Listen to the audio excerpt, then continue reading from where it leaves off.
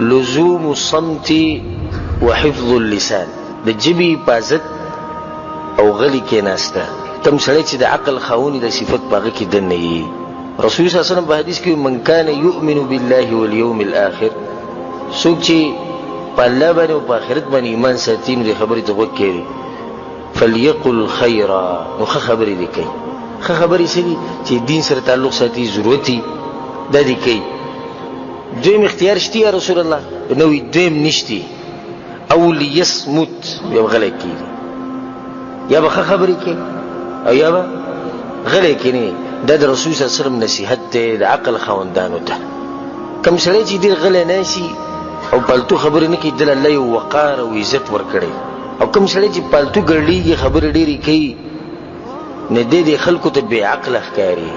یا د دین په باره کې خبرې کوه، یا خبره کو چې ضرورت وته دی، او چې پالتو خبرې ګوتې به کې مه په دې کې به ستا دپاره خیر. رب العالمین سوي إن السمع والبصر والفؤاد كل أولئك كان عنه مسؤولا.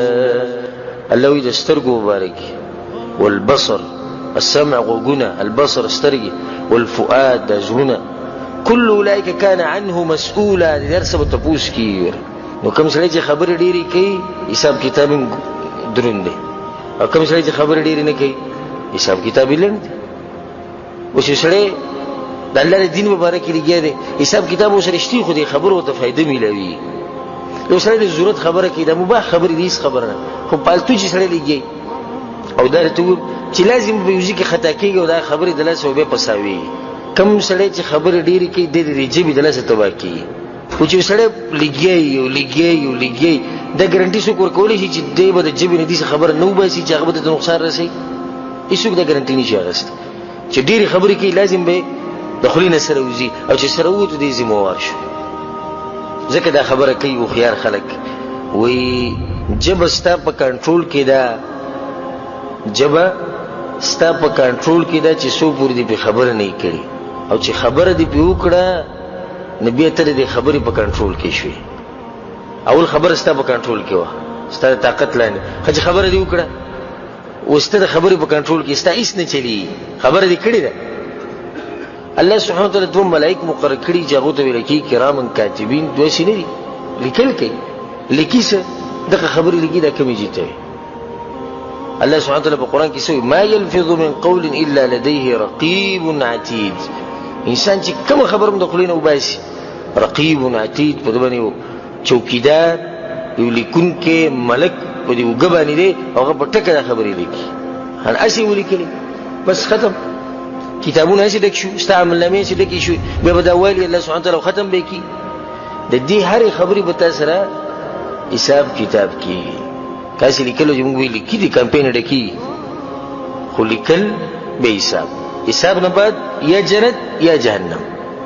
وړه خبره خو نه ده. نه هره خبره چې ته د خولې نه وباسي د دې ته ذمهوار یې. لقمان حکیم خپل زوی ته چې وصیت کوو نو یو وصیت ورته دا کړی و، وی حکمت ته ټول ونه ښیم. د هغې پلار ټول حکمت راته څنګه ښی؟ وی په یو ټکي به ته ټول حکمت وښیم. وی څه؟ وی غلی کښېنه، دا اوچت حکمت دی. بیا ورته وی وقلیل فاعله، خو دا حکمت د ډېرو لږو خلکو سره دی، دا د ډېرو لږو خلکو سره دی.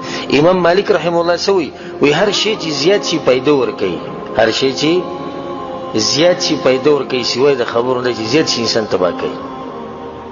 نور چې کم شی هم د دې خبرو نه علاوه هغې ته وګوره چې زیاتېږي پیدا به تعالی درکوي، سوای د دې خبرو نه چې دا ډېرېږي نه ته به د تباهي طرف ته بوځي. امام فضیل ابن عیاض رحمه الله وی شیئان یقصیان القلب، دوی شیونه دي چې د انسان د زړه ګټه کړي، کثرة الکلام ډېرې خبرې، وکثرة الاکل او ډېر خوراک. کوم انسان چې ډېر خوراک کوي او کوم انسان چې ډېرې خبرې کوي د ده د زړه کلک شوی په ده باندې اثر نه کېږي. او دا نن سبا غټ مرض دی، د زړونو کلکېدو غټ مرض دی. نن سبا نصیحتونه ډېر کم خلک قبلوي، نتیجې د اسبابو پسې وګرځي چې د خلکو د زړونه ولې تور شوي دي. یو غټ سبب د زړونه ولې تور شوي دي او کلک شوي دي، غټ سبب به تا ته دا میلاو شي چې خلک خبرې ډېرې کوي، چې خبرې کوي د هغې سره د زړه کلک شي.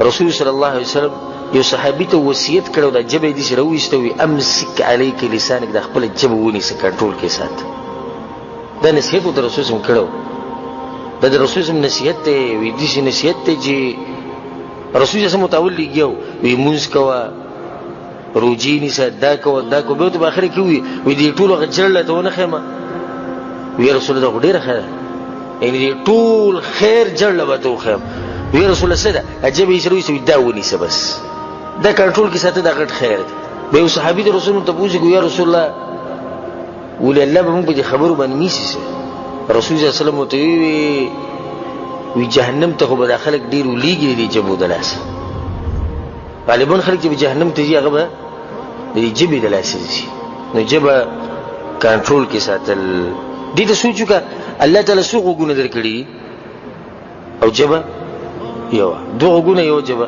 ولي وی اور ډیر او وای لګ دې په دې کړي که په خبرو کې پیدا وي او په اوریدو کې نه وي نبی به یو غوږوي او دوه بجې به چې انسان زر زر خبرې کېږي په یو جبم په بل باندې خدا بس خلک دي چې جبه یو د خو استعمالي دي چې لکه دوه درې چی وار په دمون دي کې بس لګي بریک پکې نه دا انسان ګناونه خپل چې وې دي چې دنه څومره غلطي خبرې شي او غلي کله شي دي او یو غټه ورځ د جاګه ته یوم القیامه وي 50,000 کال دغه وخت او په دې 50,000 کال کې بستان نمبر عمر راشي تاسو هم الله سبحانه وتعالى حساب کتاب کوي د حدیثو دی علماء الله سبحانه وتعالى بس یو تقوا یو په ور کړی هغه وځي چې د الله د پیغمبر ساسم د خبرو حفاظت کوي ځکه ډېر اوچت خلک دي نو هغه د باز کسانو حدیثونه نه دی اغستی